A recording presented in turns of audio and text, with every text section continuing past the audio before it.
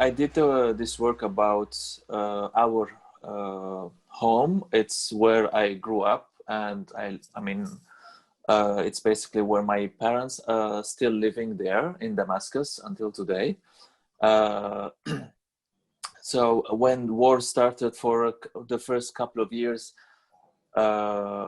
you know, it's always war and very traumatic. And I haven't been there also since it started, so I've never went back. Sorry.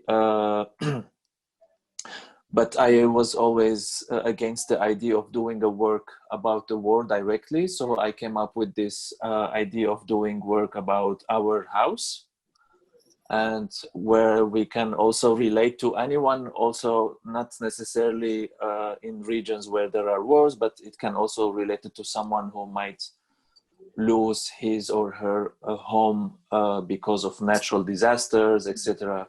So the idea was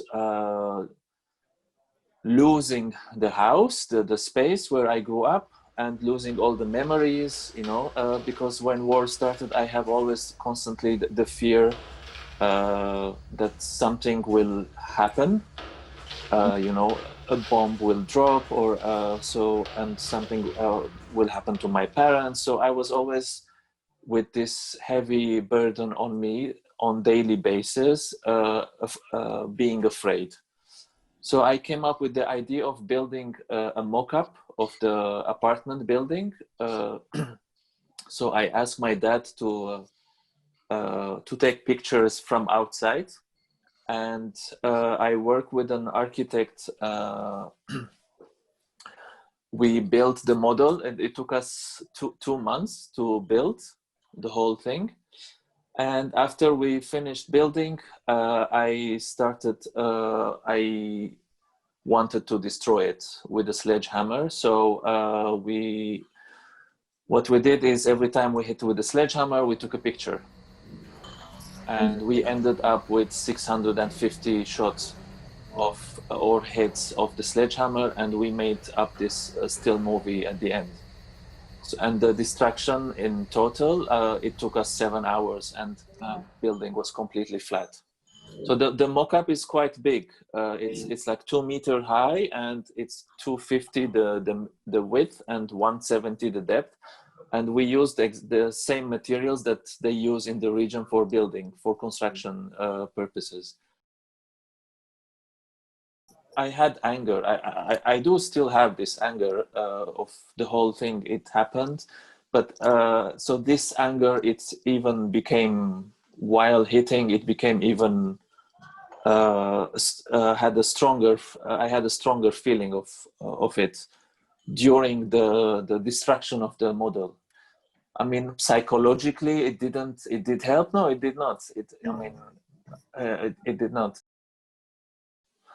Well, my parents saw the work for the first time in 2017. I was showing it in Beirut, and they received it with complete silence. I think they just, I mean, I can also understand, because we come from a region where we do not express our feelings. You know, we just accumulate everything inside us. We don't let it go out for many reasons, of course, and that was their reaction. I'm sure that, I mean, they were touched with the whole idea. I think, especially when it comes this kind of especially when it comes to destruction and, you know, these traumatic scenes, horror, I think moving images gives more impact to the viewer than just having a still prints, still photographs.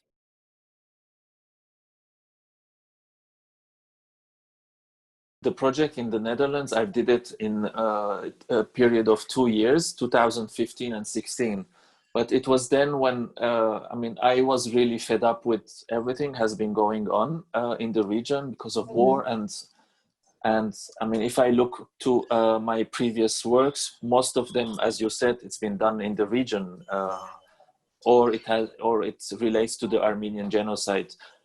So that's why I just wanted a window to get out of that and again, I mean, the work I've done in the Netherlands, it's not traumatic, but it's about death, and it's something that we can relate. Everyone can relate to it, no matter where you come from, because we are all going into that path.